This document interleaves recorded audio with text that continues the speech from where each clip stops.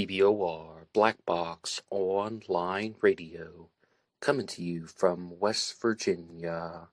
BlackBoxNid88 on Instagram for the bonus podcast. And welcome to BBOR, the home of true crime talk radio and your premier destination for unsolved mysteries, criminal psychology, and exploring the dark side of cyberspace. My name is Ned DeHaan, and I am your host, as well as the creator of AstroPsych 400 here on YouTube, and regular contributor to the Zodiac Killer channel. And a great way to support these shows is just by listening to some more content. But you can also go over to Amazon.com and have a look at the book Killer on a White Horse, written by me, Ned DeHaan. It is a novel, murder mystery, inspired by the Zodiac Manson connection, but it is indeed fictional. However, who doesn't love a good mystery? And there is always the TeeSpring page. Feel free to check out some of the merchandise. And remember, being weird is not a crime. Let the show begin. Alright, hello everybody. Today is Friday, another Anything Goes Friday. Welcome to the show. First, I would like to give a big thank you to everybody who has been following the regular series on this channel about the New Orleans Axeman that comes out every Wednesday. The Axeman was an unidentified serial killer who operated in the early part of the 20th century in the state of Louisiana, and on the weekends I've also been doing a regular series about the Zodiac Killer, where I've been corresponding with someone who claims that he is in the possession of documents that could have been written by the Zodiac, and that series is called Zodiac Killer, New Discovery, the Moraga Letters. And if you would like to follow along with all of these efforts, I invite you to like, subscribe, share with your friends and family on social media. If you're curious about true crime cases, you can put an idea for a future episode in the comments section down below, although I confess the topic list is getting rather large, and I'm just sharing some stories that I'm learning about with you guys, but I'm always listening to your comments and reading them off in future episodes. So most importantly, please share something in the comments section down below. And I also want to be very clear about something. This episode is not going to be monetized because it's going to be talking about some very heinous actions, especially done to children, and I don't even want to deal with anything regarding the YouTube censorship. Also, there's some ethical questions, so this episode is not being monetized. Antoni Imiela was the M25 Rapist. He has now passed away in prison. He was sentenced to 7 life sentences, but he is also a suspect in the 1997 murder of Billy Joe Jenkins from Hastings in the United Kingdom. And this episode is going to be done in 2 parts. First, I'll be talking about the M25 Rapist, some background info, and the second half of the episode will be devoted to exploring the connection that he had to the murder of Billy Joe Jenkins, because that's how I first learned about Antoni Imiela. He was a suspect in that case, and there were certain details that were shared by the media about the way that he committed his crimes. And when I was going through the material on the New Orleans Axeman, I thought that there were actually some similarities. I mean, that he was the first person that I thought of, oh, this reminds me of the way that the M25 Rapist committed the crimes, and I wanted to find out, are those stories true? Are those details accurate? Because let's not kid ourselves. Sometimes journalists misrepresent the cases to try and make pieces fit. It's the term that we now use on this channel called fantasy-filled journalism. And no, that's not my own original idea, but it's more of a fact than something that someone can lay a copyright to. But to share some background info about Antoni Imiela, he was born in Germany to a German mother and a Polish father. He was a post-war refugee, meaning that he was born in 1954, less than 10 years after the end of World War II, but he made it to the United Kingdom at the age of 7, and even though he was there at a very young age, he has a very different speech pattern, and this would be important because it's the way that his victims would describe the way that he talked, and I can only think that that may have been influenced by some type of Germanic or East European upbringing to a certain extent, and the way it affected his English pronunciation, he definitely does sound like someone who grew up in the United Kingdom, but there's just something a little bit different about his speech pattern. And one of the odd things about this is that there are so many similarities to serial killers, but being very clear, he is the M25 Rapist, not a serial killer. But there are also a lot of connections to other true crime cases, so throughout this episode I'm also going to be interweaving stories that we've covered on the channel in the past. The first thing that absolutely stood out to me were the activities of the M25 Rapist and the timeline that was used. The first crime was committed on November 15th of 2001. A 10-year-old girl is kidnapped from a leisure center in Ashford, and she is raped. The second crime attributed to the M25 Rapist is not until July 1st of 2002, when a 12-year-old girl is abducted and raped. So, are you noticing that there's an enormous time gap between that November to July? We're talking about roughly 8 months, but then the third attack is on July 11th. A 30-year-old woman is attacked. The next attack is on July 16th of 2002.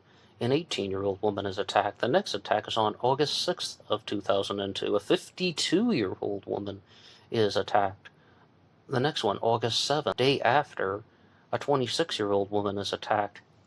September 6th of 2002, a 13-year-old girl is attacked.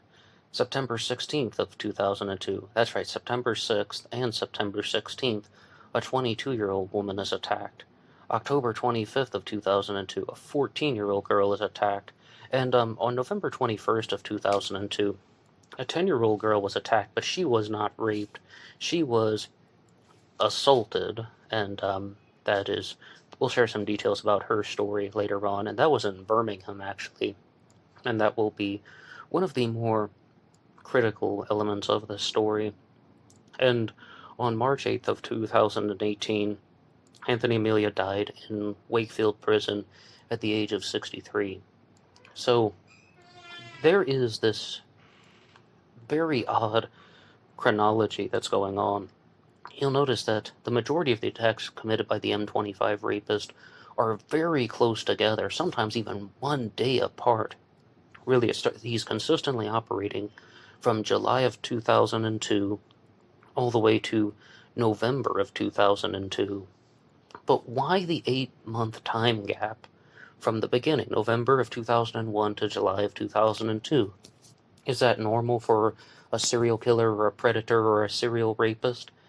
I have to say yes, because of the Zodiac Killer mystery. The Zodiac Killer committed his first crime on December 20th of 1968 and didn't operate again until July 4th of 1969, and then the attacks got closer and closer together. The Lake Berryessa stabbing on September 27th, the Stein murder on October 11th of 1969. So I'm noticing that that doesn't seem completely shocking when you look at the broader context, or just how criminals have behaved in the past. There are other criminals who have exhibited these tendencies, where somebody has committed a particular crime, and then there is a cooling off period briefly, and then there's a very large period of criminal activity. So, absolutely terrible events, but I think that this isn't completely out of the ordinary for a serial predator. Now, you might be wondering, what would drive Antoni Imiela to commit these types of crimes? Well, he first had mother issues and he had father issues. His mother walked out on the family, and the story that was shared in the documentary from Real Crime UK was that she went out to get fish and chips one night and she never came back. It was a pure walk away. And then his father was very abusive. He was someone who recognized that his son was being bullied, and he did not fit in well with the other kids, partially because of his being an immigrant and an outsider to the United Kingdom, and there's just something that's different about him, so he's getting picked on and bullied and excluded, and his father resorted to abusive measures to try and toughen him up, and I don't even want to say any more than that because I don't want to put words in anyone's mouth. So, resentment towards the mother, resentment toward the father, but the first crime that he committed was, of course, not on November 15th of 2001. That was the first attack in the saga of the M25 Rapist, but he definitely had criminal behavior and deviant behavior going on for many years, and he is another classic case of how very simple crimes would escalate to more serious crimes, burglary and stealing, and he actually spent years in prison. In 1987, he robbed a post office at gunpoint, demanding £10,000. After having committed further robberies, he was sentenced to 14 years in prison, but he was released in 1996, so he didn't serve the entirety of the 14-year sentence. But that goes to show you about how some people they try to be very lenient on some cases. When some people get sentenced to 14 years in prison, perhaps they should have stayed in prison for a lot longer. And another very clear example of that is Jack Unterweger, the serial killer known as the Poet of Death, who was just completely reformed. He was an Austrian serial killer, and he's just appearing on television shows talking about his ideas and presenting himself as this reformed intellectual. Then he went on to the United States to commit murders again. These people are very dangerous, and they can fool people in certain ways, and that's the entire point. Serial killers put people in this non-threatening state. But with Antoni Imiela, the M25 Rapist, I'm noticing that there's something quite different about him that they're talking about in the documentaries, and it isn't so much that he's putting on a facade, and it isn't so much that he's just living these different personas and personalities to fool people. My honest take on the subject is he was so indifferent to his victims that he just incorporated rape and assault into his daily life, and he's just doing it for his own benefit and his own gratification, and showing absolutely no regard for the victim. So then you can go out for Chinese food on Friday and then commit a rape on Saturday, or vice versa. They said that the M25 Rapist actually preferred to operate throughout the weekdays, go out for Chinese food on Saturday or have a party on Sunday, and then attack somebody on Monday, and it's just incorporated into his daily life. Terrible, disgusting, horrible behavior, but that's how he would have viewed it in his mind. Some of the other details that they shared in some of the documentaries about Antoni Imiela, which are available here on YouTube for free, is that he wanted to have a particular type of bonding and intimacy with the victim. He was totally a snatcher, like someone who's sneaking up on 10-year-old girls, 12-year-old girls, putting one arm around her throat and another around her body, disabling her, maybe around the head even, and just dragging her off to a secluded area. He is honestly just snatching girls and women and dragging them away and carrying them away. And when he's committing these assaults, he is trying to get them to praise him and to say good things about him. Tell me you enjoy it. Tell me you love me. Tell me I'm attractive. Things of that effect. And I'm paraphrasing, but I think you can get the idea. This is also something that I've encountered in the miraculous world of exploring true crime on YouTube, about how when people have experienced a certain amount of abuse growing up, they also have this strong desire for external validation. And this leads to all types of covering up for insecurities, covering up for inadequacies. And with the M25 Rapist, I think it started out that way. But when you get to the final attack of the 10-year-old girl in Birmingham, which wasn't even a rape, but it was an assault, at that point, he is just telling her to call him Tony, call him by his name, and he was acting out this fantasy of having this little girl love him. And you might be wondering something about the different ages in the victims, and one possible theory is that he was a bisexual, that he was attracted to men, women, and mostly attracted to women. But the reason I brought up bisexuality is his sexuality was just all across the board, and he was a pedophile. Yes, he was attracted to women, he was married, and he actually had a regular relationship and a functioning relationship, and his wife at the time, who has been interviewed on the subject and shared her thoughts on YouTube about him, she's actually saying that she is still in love with him, she can't quite comprehend it all. But he was indeed a pedophile, and he had strong pedophile tendencies, especially toward girls around 10, 12, hence some of the victims are in that particular age bracket. But if he did indeed commit all these crimes, then he is unleashing his destructive tendencies on women as old as 52 years old. Some were 18, 26, 22, and of course on August 6th of 2002 attacking the 52-year-old woman. And I think that goes to show you that there's the age-old saying that rape is not about sex, it's about power. And with Antoni Imiela, I think that absolutely that's true, but I think that it's also about just getting praise and recognition from women. It's about using sex as a way to obtain power, because he's mad that his mother left him, he's mad that his father destroyed his, well, spirit and well-being as a kid, so he's using his sexual tendencies to try and get some type of validation from the victims, even though if it's done by force. Here is something that is very odd about this particular mystery, and about how it came to a conclusion, because there was a big manhunt going on for the M25 Rapist, and that is that Antoni Imiela was caught because of DNA. You can imagine that the M25 Rapist is leaving DNA behind, but he voluntarily gave a DNA sample, and this has been left in the comment section here on BlackBoxOnlineRadio by someone in the past saying that if someone is innocent, they would voluntarily give the DNA sample. A guilty person would not give the voluntary DNA sample because they could not be sure that whether or not they left DNA behind. How would they know? That would cement their guilt.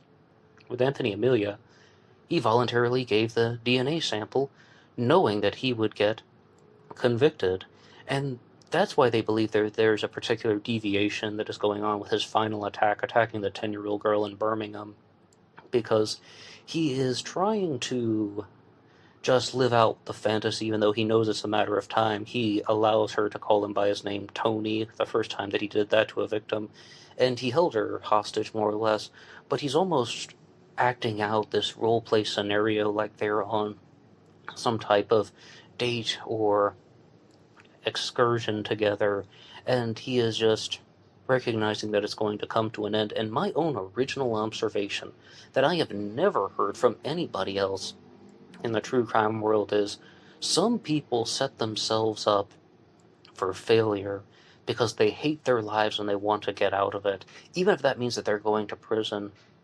It's just that they're living in this cycle of destructive behaviors and they want out. So instead of just doing something responsible, like trying to seek mental health treatment, they're committing crimes in hopes that they get caught. Because in their unconscious workings, that's the only way that they think that they can get out of this life. And a prime example of that, I think, would be Gypsy Rose Blanchard, who orchestrated the murder of her mother, Dee Dee Blanchard. The murder was committed by her boyfriend, Nick Godejohn, but she was experiencing lots of abuse, and again, instead of dealing with it in a constructive way, she dealt with it in a destructive way. And I think that there are similar types of behaviors expressed by Antoni Imiela, the M25 Rapist, but there were warning signs. There definitely were warning signs in the community, and he even made unwanted advances on one of the neighbors, but she was so, just thinking about how, well, he's just this nice, hardworking guy from across the street, and he she just wanted it to go back to normal, and just didn't want him to continue the unwanted advances, of course, but she just thought that, he has so much to lose, he should just go back to be with his wife and live that great life that he was operating in. But that's the whole point, though. Once people get out of the cycle of destructive behaviors, they're still in it mentally. You might be thinking, someone's growing up, and they have an abusive father, and they had a mother that walked out on them. Well, he worked hard, he got a job with the railroad, he's married, had a stepdaughter, and he should have just moved on with his life. What about all the things we've been talking about, going to parties on the weekends, and you can see videos of their vacations and going camping and such? Why isn't that enough?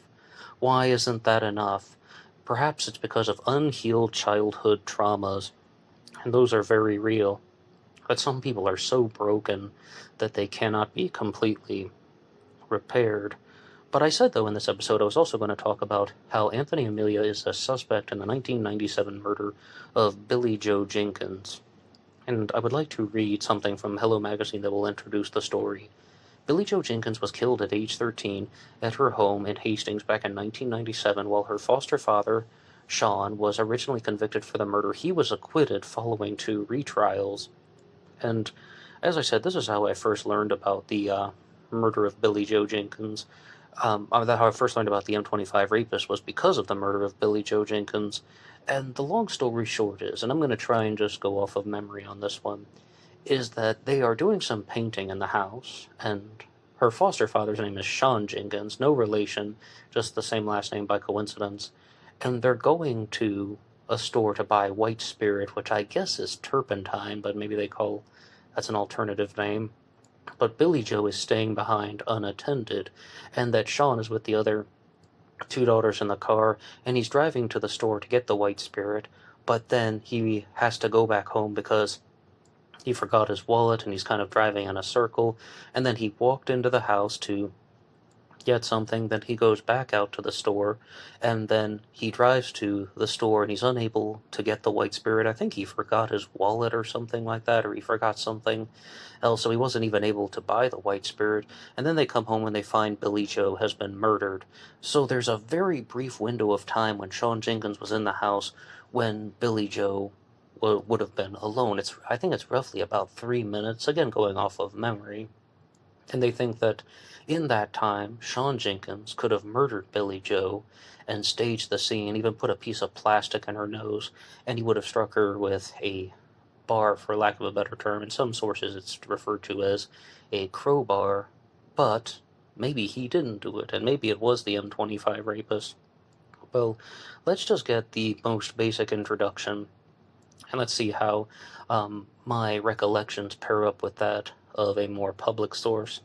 On February 14th of 1997, Sean and Lois Jenkins had argued over Billie Jo, who Sean would later describe to the police as difficult. After arriving home from a trip the next day, Sean said he asked Billie Jo to turn down her music, and evidence later indicated that he had been infuriated when she had refused. She had been painting the patio doors that afternoon, but Sean Jenkins found that she had got paint on the windows. That's Billie Jo. Billie Jo got paint on the windows and said later that the painting was a mess. Shortly after this, the body of 13-year-old Billie Jo was found in the back garden of the home in Hastings, East Sussex. She had been battered over the head with an iron peg 5 times whilst painting the patio doors. The iron peg had been left out on the patio earlier in the day by one of the other children in the family. Billie Jo died within minutes of the assault. Police asked her foster father, Sean Jenkins, to make a public appeal, and after shortly, he became under suspicion, including from his wife, and became the main suspect. He had been the last person to see her alive. As I said, there's that very odd story about how he's dealing with his other daughters, and they're going to the store. So he more or less is driving around in a circle, and he is trying to go back to the house to get something. Then he walks in the house while the other girls are waiting in the car, and he is in the house alone with Billie Jo when she should have been out in the back painting the patio doors, and it's I guess an iron peg as opposed to a crowbar. That makes a little bit more sense about why it would have been found in the yard. As I said, I have forgotten some things in 4 years, so excuse me for that. Now, Sean Jenkins originally claimed he had not been at the house at the time. Before admitting that he had been there that afternoon, he was charged with the murder on the 14th of March. And as we said, Sean Jenkins was going to be found guilty of the crime. But the reason why exonerated was complicated because Sean had Billy Joe's blood on his shirt. He had it on his fleece. He was wearing, like, I guess something that was heavier, a fleece, because it was February.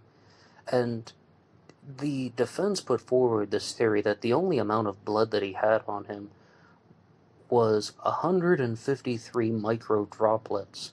And the defense argued that it had not come from assaulting his foster daughter with an iron peg. It came from when he picked up her body post-mortem. She would have exhaled what's called a post-mortem mist. She would have exhaled the micro droplets onto the fleece. And Sean Jenkins actually remarried when he was in prison to a woman who was a nurse, who said that she began to interact with him because as a nurse she believed that it would have been impossible for a man to be striking a girl in the head with this iron tent peg and only get 153 micro droplets of blood on him. She's like, he would have had more blood on his body. Even if he had tried to clean it up in that 3-minute window, he would have had more blood on him. Just that's how these crimes take place. Somebody wrote a challenge to that here in the comments section on BlackBoxOnlineRadio, saying that, well, Sean Jenkins was 6'4", so if he's striking her in the head, then he's probably raising the tent peg higher, and that's going to be interfering with the bloody mist and the way that the micro droplets are being shared. I have no idea if that's true or not. My honest reaction is that makes no sense at all, but I mean, sometimes we can learn new things in the forensic sciences, and the defense also argued that there are only 153 micro droplets on the front of his fleece shirt, as opposed to being on the back, because if he had been striking her in the head multiple times, then the blood is also on the tent peg, and that would have transferred to the back of his shirt. And believe it or not, I think that Sean Jenkins is actually innocent of the crime, if I had to give my honest answer. Now, why would people think that he is still guilty?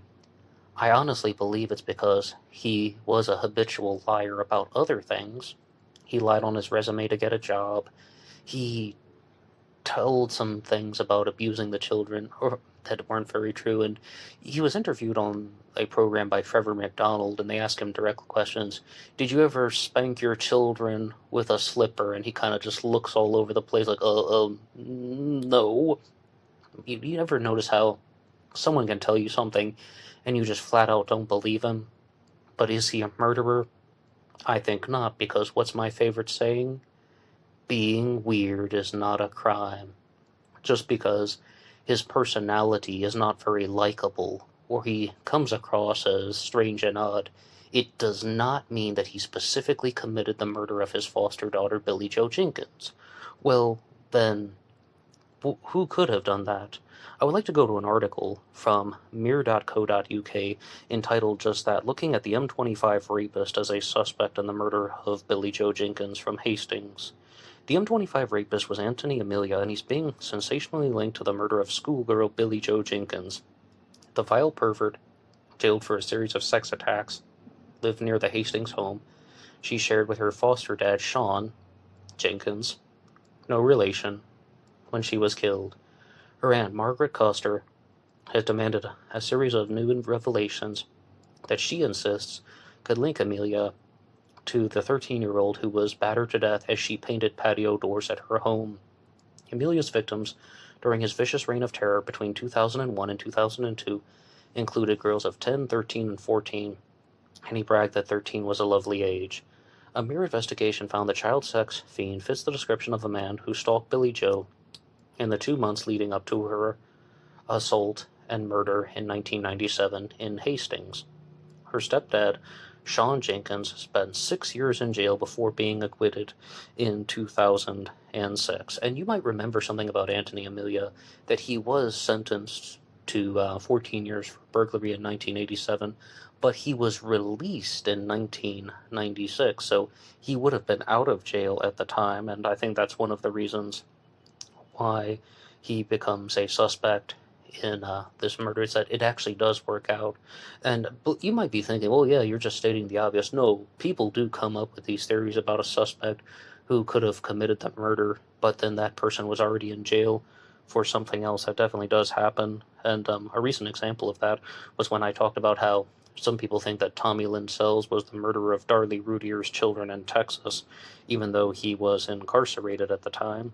But here.co.uk has provided a list of points that would lead toward Antoni Imiela being a suspect in the murder of Billy Joe Jenkins.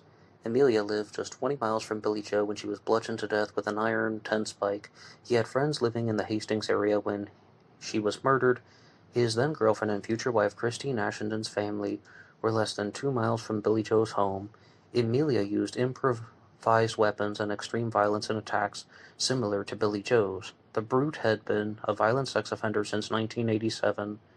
Well, I mean, I was going to wait and do the challenges until the end, but I have to jump in there and just saying he was incarcerated for the majority of that time.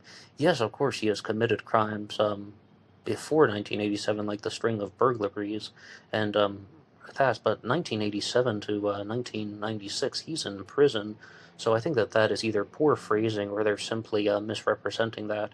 He carried out attacks in isolated spots, and Billie-Jo's home was between overgrown woodland and a large park where she walked her dog Buster. Hours before she died, Amelia knew the park. Part of a bin liner, or I guess that's a trash bag in American English, was found in Billie-Jo's nostril, and he placed the bin liner over the head of one of his victims. Amelia was obsessed with girls around the same age. He often lay in wait for hours for his victims to leave their homes. Detectives said Billie-Jo could have hidden behind a garden hedge in the empty house next door, meaning that Imiela is hiding behind the garden hedge stalking Billie-Jo.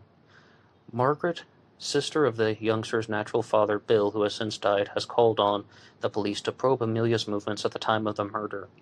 She said the investigation needs to be opened for Billie-Jo's sake. What are your immediate responses about everything you've heard about the M25 Rapist?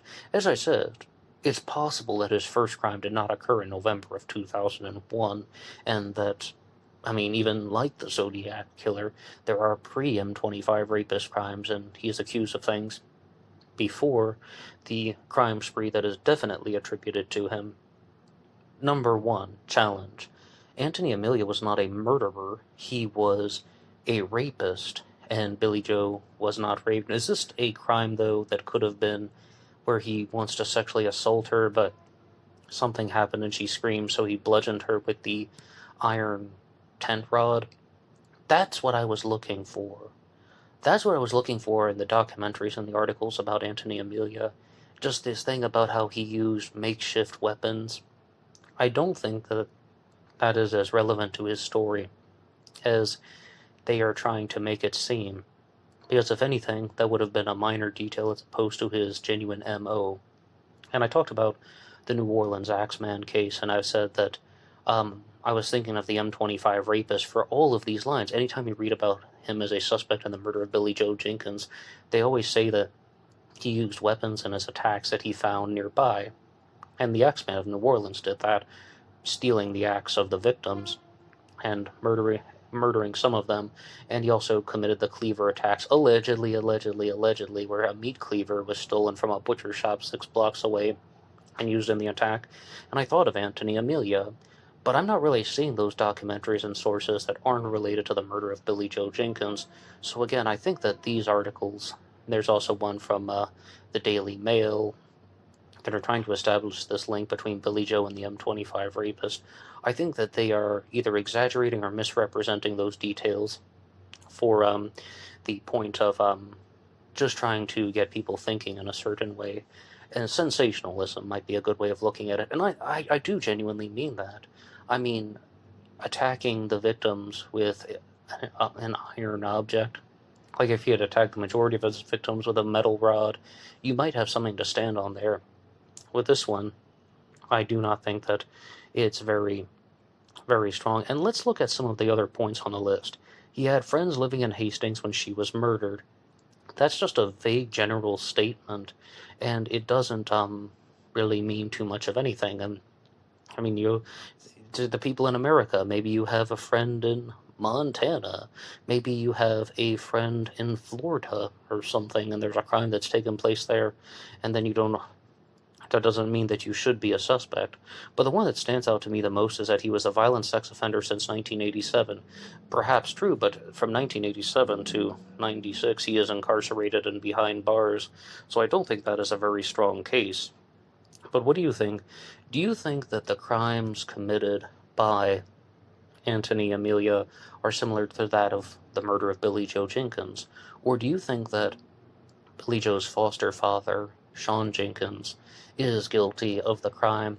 Because with Sean Jenkins, he was a liar, he had a temper, he had problems with Billie Joe, he had regular arguments with her, and at one time did he just snap and lose control and then just strike her with the iron rod that had been placed near the patio by one of the other children? Maybe something about, oh, you're making a mess with the paint. We already have to go to the store to buy stuff to clean it up. You're making a bigger mess, and there's a little bit of a back and forth. And did he just strike her in the head and then have 2 minutes to go wash his hands and maybe get some of the blood off of his fleece? But if that's the case, how do you explain that there were no micro droplets on the back side of his fleece, only the front? Shouldn't, if he is raising the iron tent peg to strike his foster daughter in the head, shouldn't there have been blood on both sides of his body? If the forensic science is accurate the way they described it in the media, this introduces two more suspects in the murder of Billy Joe Jenkins. And the first is the man who is simply known as Mr. B, a mentally deranged man who was in the area, and he liked to carry around pieces of plastic and smell them, and plastic was found in Billie Joe's nostril, as we said, part of a bin liner or trash bag. And Sean Jenkins actually has his own suspect when he said that there was someone who was very smartly dressed in the house after Billie Joe was murdered, almost like a guy who was impersonating a police officer, and Sean Jenkins has been consistent about that, because law enforcement cannot account for him, but Sean Jenkins can, so this guy would have been, again, just another predator. And I think that if you were to Google Sean Jenkins and his take on the subject about what happened to Billie Joe, he states that she would have been murdered by a prowler, or just another opportunistic predator. Not the M25 Rapist, not Sean Jenkins, not Mr. B, a completely unknown individual. But what do you think about this story, and what do you think about the activities of Antoni Imiela and any of the observations that I've made? And also, what do you think happened to Billy Joe Jenkins back in Hastings in 1997? That will be all from me now, and anybody can write the show at BlackBoxOnlineRadio@AOL.com.